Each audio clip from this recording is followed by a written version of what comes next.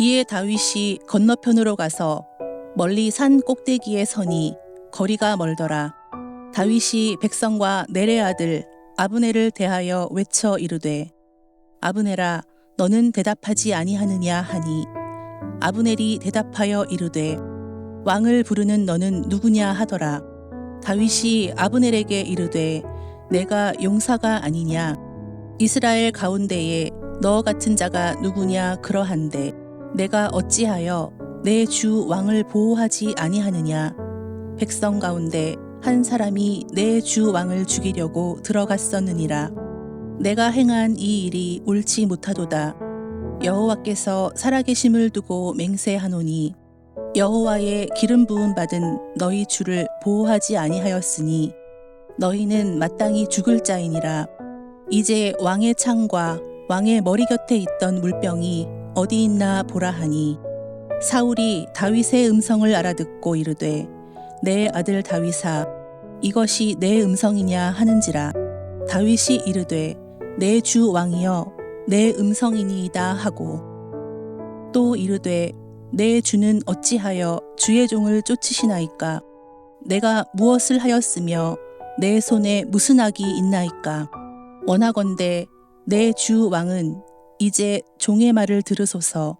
만일 왕을 충동시켜 나를 해하려 하는 이가 여호와시면 여호와께서는 제물을 받으시기를 원하나이다마는 만일 사람들이면 그들이 여호와 앞에 저주를 받으리니 이는 그들이 이르기를 너는 가서 다른 신들을 섬기라 하고 오늘 나를 쫓아내어 여호와의 기업에 참여하지 못하게 함이니이다. 그런즉 청하건대 여호와 앞에서 먼 이곳에서 이제 나의 피가 땅에 흐르지 말게 하옵소서. 이는 산에서 메추라기를 사냥하는 자와 같이 이스라엘 왕이 한 벼룩을 수색하러 나오셨음이니이다.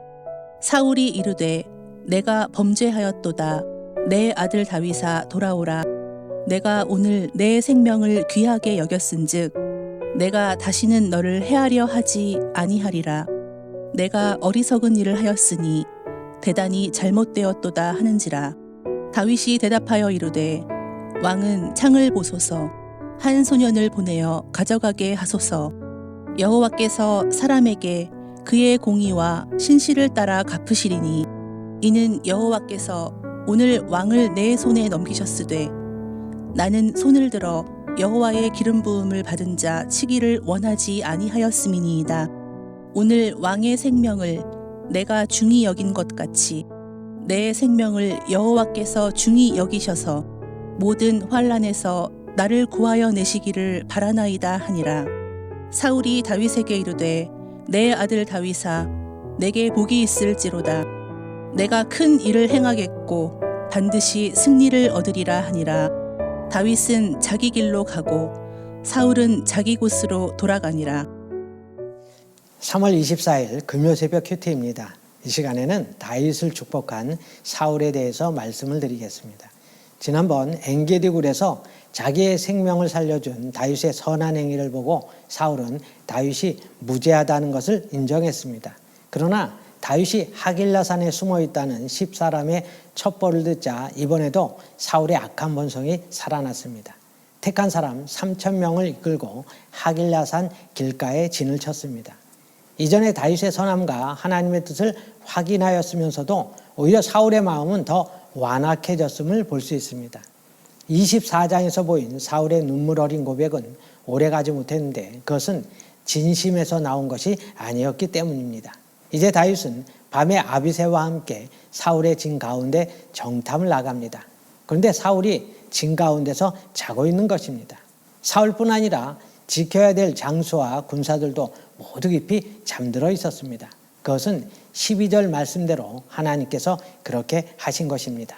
그것을 보고 아비새는 하나님께서 원수를 다윗의 손에 넘기셨다고 하면서 창으로 찔러 죽이겠다고 했지만 다윗은 하나님의 기름 부음 받은 자를 죽여서는 안 된다고 하면서 사울의 머리 곁에 있는 창과 물병만 가져오게 하였습니다. 다윗은 자기 목숨이 경각에 달려 있었음에도 어떻게 사울을 죽이지 않고 살려줄 수 있었습니까? 그것은 다윗이 자기 중심적인 생각으로 이 상황을 해석하지 않았기 때문입니다. 인간적인 생각으로야 당연히 사울을 죽이는 게 맞습니다. 그것은 정당방위이고 그리고 아비새의 말처럼 하나님께서 다윗을 위해 그 상황을 만들어준 것이라고 생각할 수 있었기 때문입니다. 그런데 그것은 어디까지나 자기 중심적으로 그 상황을 해석하고 바라보는 것으로 다윗은 지금 하나님의 기름 부음 받은 사울을 해쳐서는 안 되는 것이 하나님의 뜻임을 알았습니다. 다윗은 항상 하나님의 뜻을 먼저 구하고 행동하였습니다. 그래서 2번씩이나 사울을 살려준 것입니다. 얼마 후 다윗은 사울의 건너편 산꼭대기까지 가서 사울의 군대 장관 아브넬을 부릅니다. 활공격은 미치지 못하지만 목소리는 충분히 들을 수 있는 거리였을 것입니다. 안전을 확보한 다윗은 24장과는 달리 사울을 부른 것이 아니라 군대 장관 아브넬을 불렀습니다. 15절, 16절을 보면 어찌하여 내 주 왕을 보호하지 아니하였느냐? 기름 부음 받은 너희 주를 보호하지 아니하였으니 너희는 마땅히 죽을지니라고 하였습니다. 그러면서 사울왕의 머리 곁에 있었던 창과 물병을 보라고 했습니다. 분명 아브넬은 용사였고 이스라엘 가운데 그만한 능력을 가진 자가 없다고 할 만큼 대단한 장군이었습니다. 그러나 그가 모시는 왕 사울을 지키는 데는 실패했습니다. 이는 고대 시대 죽음으로 책임을 져야 할 만큼 중대한 죄였습니다. 성경은 지금 이스라엘에서 가장 강한 용사였던 아브넬이라 해도 사울을 지킬 수 없음을 교훈해주고 있습니다. 즉 아무리 유능하고 용감한 장수라도 완전한 보호는 불가능하다는 것입니다. 그러므로 사람은 의지할 대상이 될 수 없습니다.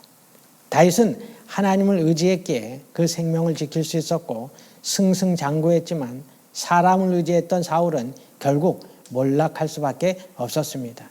사울은 다윗을 죽이려고 했지만 다윗은 그렇지 않았습니다. 악을 악으로 갚지 않았던 것입니다. 당장 사울을 죽이고 왕권을 차지할 수 있었지만 그렇게 하지 않은 것입니다. 이제 다윗의 음성을 듣고 사울이 다윗을 부릅니다. 그러자 다윗은 사울에게 19절에서 간곡히 호소를 합니다. 왕이여, 제발 왕을 격동시켜 나를 해하려는 이가 여호와라면 하나님께서 노여움을 푸시는 제사를 요구하는 것으로 알고 회개하는 마음으로 돌아가겠다고 말을 합니다. 다윗은 사울 앞에서 자신의 무죄함을 그렇게 표현한 것입니다.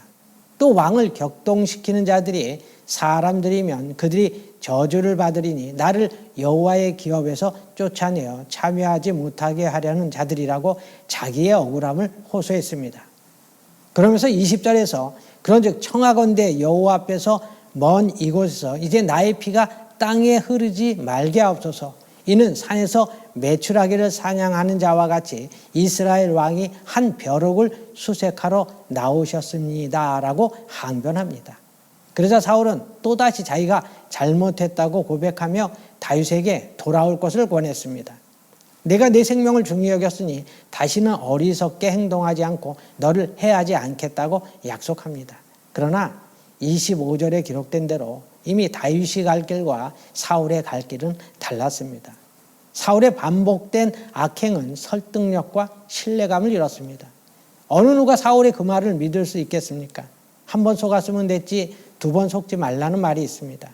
다윗은 창과 물병을 가져가게 했고 하나님께서 우리 서로에게 공의와 신실을 따라 갚으시리라고 했습니다. 다윗은 내가 왕의 생명을 중히 여긴 것 같이 하나님께서도 다윗의 생명을 중히 여기고 모든 환난에서 구해 주실 것을 소망했습니다. 그러자 사울은 또 한 번 뉘우치는 듯 했습니다. 25절에서 다윗을 이렇게 축복합니다. 사울이 다윗에게 이르되 내 아들 다윗아 내게 복이 있을지로다. 내가 큰 일을 행하겠고 반드시 승리를 얻으리라 하니라. 다윗은 자기 길로 가고 사울은 자기 곳으로 돌아가니라. 다윗에게 복을 빌며 다윗이 승리하여 왕이 되리라는 것을 인정합니다. 자기를 죽이고자 한 사울을 계속 선대하자 사울은 다윗을 축복한 것입니다. 하나님을 믿는 성도들이 원수 같은 사람을 대할 때 가져야 될 모습을 다윗이 바로 우리에게 보여주고 있는 것입니다. 악한 영에 사로잡힌 사울이지만 다윗의 참된 사랑에 감격한 것입니다. 여러분, 다윗의 길과 사울의 길은 다릅니다. 우리는 다윗의 길로 가야 합니다. 온전히 하나님을 믿고 그분만을 의지하고 나아갈 때 원수 같은 사람들도 우리를 인정하게 된다는 것을 기억하셔서 공의롭고 신실하신 하나님께 우리의 모든 삶을 맡겨드리는 성도님들이 되시기를 바랍니다.